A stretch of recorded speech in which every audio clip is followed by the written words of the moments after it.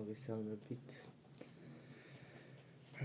Სიმართლე გითხრათ მეზარებოდა ვლოგის გადაღება. უბრალოდ მინდოდა ყავაგემრიელად დამელია. მაგრამ რატომღაც გადავწყვიტე რომ მეთქი მოდი ცოტა ხანი ვისაუბრებთქო. ხო და რავი რა დავჯექი აგერთა მოვიდგი ყავა და კამერა და შტატივი.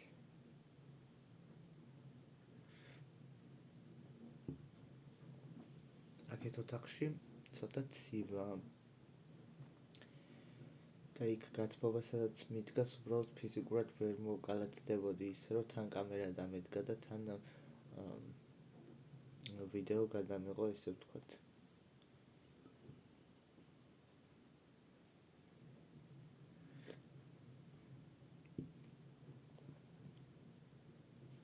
ისე რა ცოტა რამ არის საკმარისი ბედნიერებისთვის. წარმოიდგინეთ, ბავშვობაში როგორი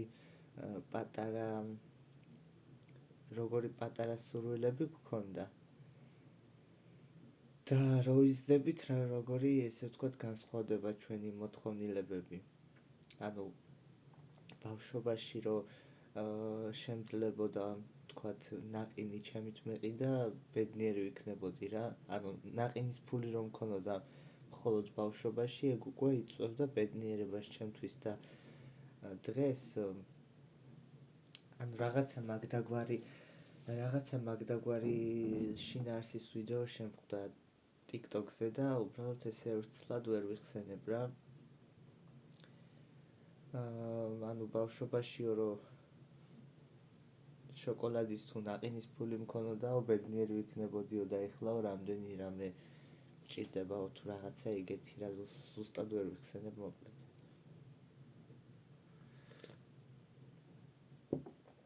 კარგი იყო რა. ყველაფერი კარგი იყო და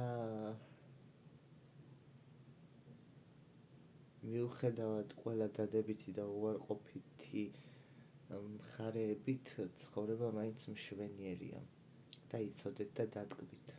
დრო ისე სწრაფად გარბის, მაგ ყველაფერსაც რაც უფრო მეტად გადის დრო, მით უფრო მეტად ვამჩნევ.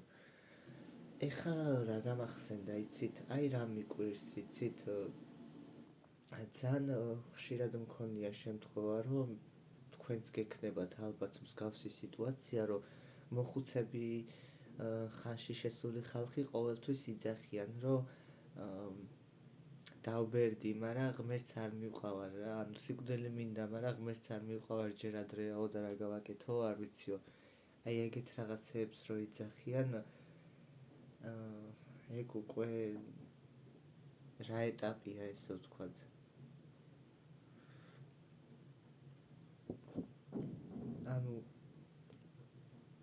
ხო აქვს განვითარებას რაღაცა ეტაპები, ადრეული, შუა, უკვე ბოლო განვითარების ეტაპი და მერე არის ესე ვთქვათ მოხუცობა რა. და ნეტა რა ხდება სიბერეში,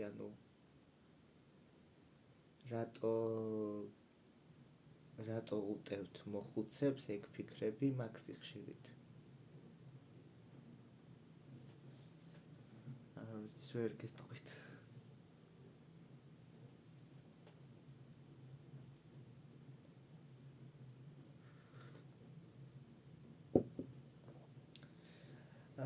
იცით ბედნიერი ვარ რაღაც მხრივ კი არა ბედნიერი ვარ იმით რომ ღმერთმა მაჩუქა ის ცხოვრება რა ცხოვრებასაც ეხლა მე გავდივარ. იმიტომ რომ ბავშვობიდან მოყოლებული მე ესე ვთქვათ ძალიან რთული ეტაპი არ მახსენდება, როცა ძალიან ცუდ სიტუაციაში ვიყავი, ესე ვთქვათ ნახეთ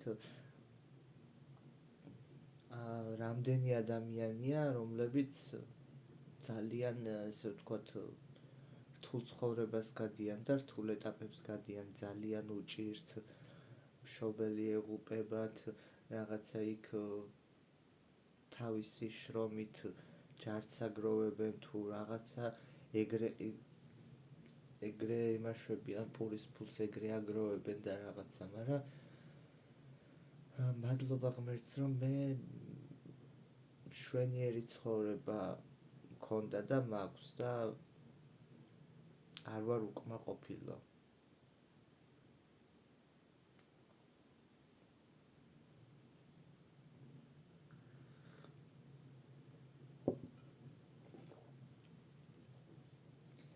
ყველაზე რთულად რაც მახსენდება და ყველაზე ესე ვთქვათ ტრავმული რაც არის ჩემს ცხოვრებაში არის ის, რომ გარეგნული მდგომარეობა რა ბავშვობაში უფრო მეტად მეტყობოდა, ცხვირის პრობლემა, თვალის პრობლემა, ძალიან ბევრჯერ მაქვს თქვენთან დასაუბრები მაგაზე და ეგ იყო ერთადერთი ალბათ ჩემი ესე ვთქვათ კომპლექსიც. თუმცა ეგ ეგრე რო არ ყოფილიყო, ანუ ეგრე იყო რა საჭირო, ღმერთმა ეგრე ინება და ამ ყველაფერმა გამოიწვია საკუთარი თავის სიყვარული და ზუსტად მაგ ყველაფერმა დამეხმარა ძალიან ბევრ რამეში, თუნდაც კომპლექსების მოხსნაში, საკუთარი თავის შეყვარებაში და საკუთარ თავზე მუშაობაში, ესე ვთქვათ. იმისათვის, რომ ჩემი თავის უკეთესი ვერსია გავხდე.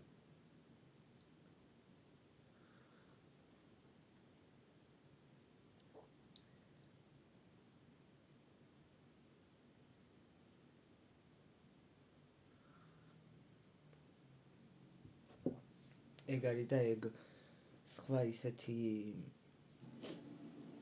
არაფერი არ ყოფილა. მადლობა ღმერთს და მადლობა მშობლებს, რა თქმა უნდა, სიმართლე გითხრათ, მარტივი გზა არ გამოუვლია არც დედაჩემს და არც მამაჩემს და როცა ვაკვირდები თუ რამხელა შრომა ჩადეს და რა გზა გამოიარეს, აი ყოველთვის ვფიქრობ ხოლმე, რომ როგორი ძლიერები არიან. განსაკუთრებით ყოველთვის დედაზე მაქვს საუბარი, იმიტომ რომ მამიკომ თვითონაც იცის, რომ ესე ვთქვათ, ისეთი ზარმაცია, რომ ვიღაცა წამხალისებელი სჭირდება ყოველთვის გვერდით. არის ადამიანების ეგეთი ესენი რა ქვია, ანუ არიან რა ეგეთი ადამიანები, რომლებსაც სჭირდებათ გვერდში ისეთი ადამიანი, ვინც წაახალისებთ და ვინც მისცემთ ესე ვთქვათ мотиваციას. ხო და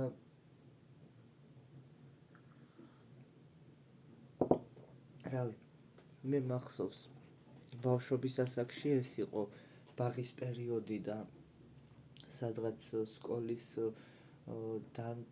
დაწყებითი კლასები, მე მახსოვს, რომ ჩვენი ერთ-ერთი ნათესავის მეზობლის სახლში ვცხოვრობდით, რომლებიც იყვნენ უცხოეთში წასულები და უბრალოდ დაგვიტოვეს სახლკარი, რომ ანუ თან მიგვეხედა და თან გვეცხოვრა. და აი მაქედან მოყოლებული სადღაც ბაღის ასაკიდან თუ პირველი კლასის პერიოდიდან რო დაიწყეს ჩემმა მშობლებმა შრომა, იმის მერე არ გაჩერებულან და ჯერაც ძალიან ბევრი შრომა სჭირდება ჩვენს ეზოკარს, რომელიც სოფელში არის.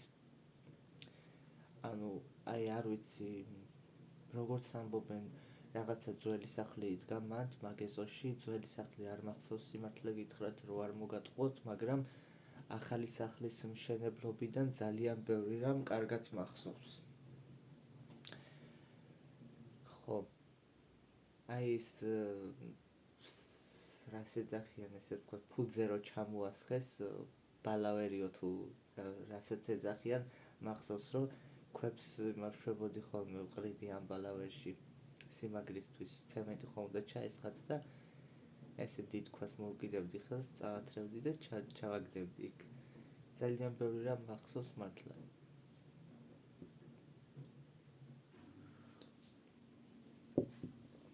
პერიოდში ახლა სოფელში სამსახური და ეგეთი რაღაცეები უბრალოდ გამორიცხული იყო.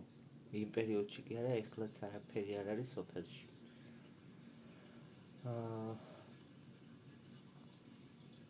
ერთადერთი შემოსავალი რაც იყო, სოფლის მეურნეობა რა. ეს იყო, იქნებოდა ძროხის შემოსავალი, ყველი, სულგუნი. ეს იყო თუნდაც რაღაცა ახალი რო დაიბადებოდა და გაიზრდებოდა, გაყიდიდნენ რაღაცა ძროხას გაყიდიდნენ, ეგ იყო შემოსავალი, თუნდაც ღორი გოჭებს გაყიდიდნენ რაღაცა. რავი, ხა თხილი იყო სეზონზე, ხილბოსტნეულს თუ რამეს მოიყვანდნენ, კიტრი იყო თუ პამიდორი იყო. ძალიან ბევრი შრომის შედეგად შეიქმნა ეგ ყველაფერი რა, რაც დღეს გაგვაჩნია ოჯახს, ესე ვთქვათ და რა ვიცი, აი ამაყი ვარ, რომ ეგეთი ძლიერი მშობლები მყავს.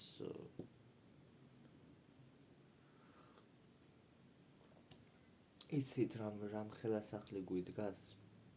აი მაგ ხელასახლი რო ჩადგეს და რემონტის ეტაპიც რო გაიარეს ნაწილობრივ და აი თითქმის სახლი რომ მოიყვანეს, ესე ვთქვათ, იმ ფორმაში, რომ ცხოვრება შესაძლებელია. ანუ და რამხელა შრომის შედეგად და რამხელა ბანკის ვალების შედეგად. აი უბრალოდ არ ვიცი, მართლა ეს არის ძალიან დიდი სიძლიერე. მაგრამ რავი რა, როცა რაღაც ძალიან გინდა და როცა რაღაც ძალიან მნიშვნელოვანია შენთვის და მით უმეტეს შენი ოჯახის წინ და მხოლოდ შენ როცა არ ხარ და შენს წინ დგას შენი შვილები, აი არ ვიცი, რას აღარ შეძლებ ალბათ.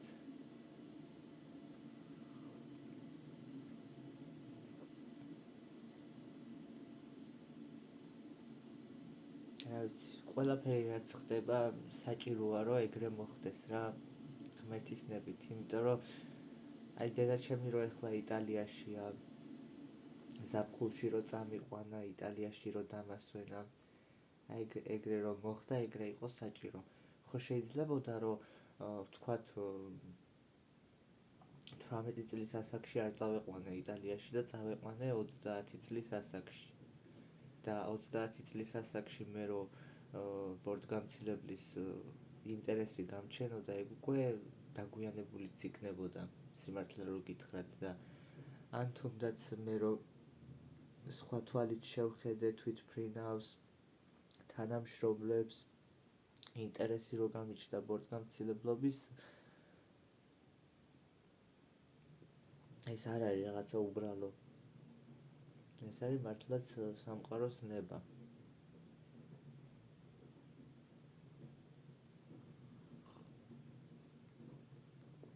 და არ ვიცი, მე წამს და მჯერა, მიუხედავად იმ ესე ვთქვათ სირთულეებისა და ბარიერებისა, თუნდაც მხედველობა, მე მჯერა, რომ ამ სამსახურში ვხედავ ჩემს თავს ბედნიერად, ესე ვთქვათ.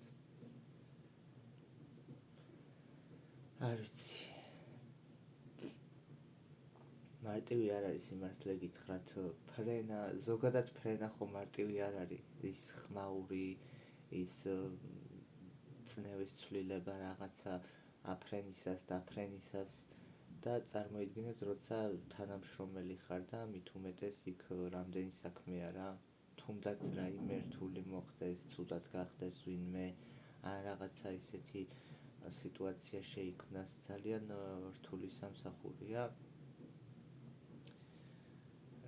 მაგრამ რატომღაც ძალიან დიდი სურვილი და ინტერესი მაქვს.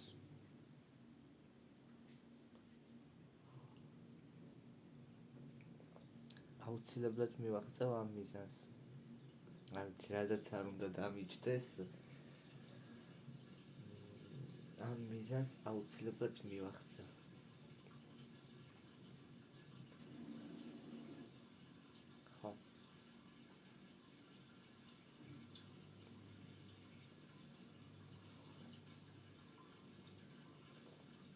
ვიცით როგორ კარგად ვარ, შვიდად ვარ, ძალიან ისე ბედნიერი ვარ, ძალიან მიყვირს საკუთარი თავის, რომ ესე მარტივად შევძელი სიგარეტის გადაგდება და თურმე აქამდე სად ვიყავი, იმიტომ რომ ძალიან დიდი ენერგია მქონდა და ეხლა რა ვიცი ძალიან კარგად გრძნობ თავს. პლუს ამას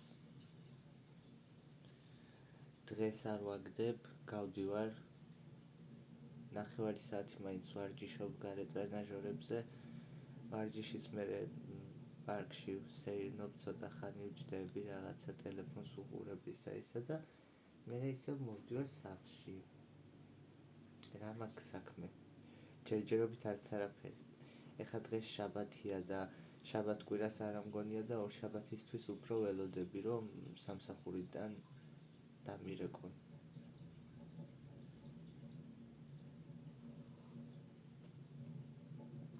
რავი რა.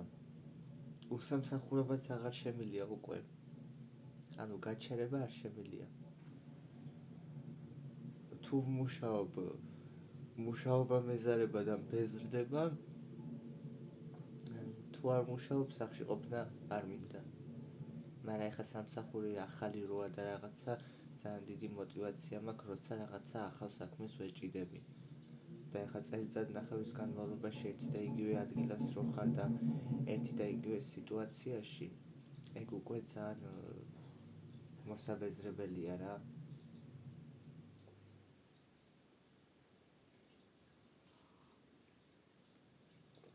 კი ეხლა როცა ოჯახი გაწევს ხარზე, ესე ვთქვათ, არ არის მარტივი.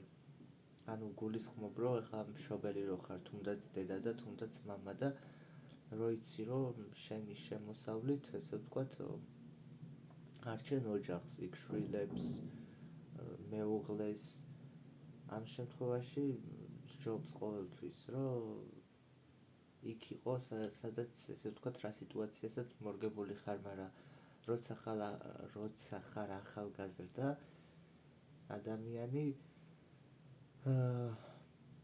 როცა უბრალოდ შენი ხელფასით, ესე ვთქვათ, შეგიძლია რომ შენი ხელფასი შენ თავს ისე მოახმარო, როგორც შენ გსურს, მაშინ სამსახურიდან წასვლაც არ არის, ესე ვთქვათ, დიდად სასწაული. პირიქით საჭიროც არის, რომ რაღაცა ახალი გამოცდილება მიიღო და ესე ვთქვათ, განვითარდე, წინ წახვიდე. ესე იგი სარეცხის მანქანა გვაქვს ჯართი. წინა სარეცხის მანქანა, რომელიც გვედგა აქ ნაქირავებში, გაფუჭდა რა. წყალი არ გაქონდა, გარეთ უშვებდა პირდაპირ კარებიდან და მე ესეთი რაღაცა გვითხრეს, რომ გამოგიცვლითო, მოგიტანთ ახალ სარეცხის მანქანასო, ოღონდ რეცხვისასო, როცა ამთავრებსო, ძალიან დიდი ხმა აქვს რა. მეთქი რა ვიცი, ჯანდაბას სულ სარეცხის მანქანის გარეშე ყოფნა ჯობია. ხოდა 800 პლუსზე რო რთავთ, ბოლო 5 წუთი ალბათ არც კი. აი ესე ბრაუნებს. ხმაურებს.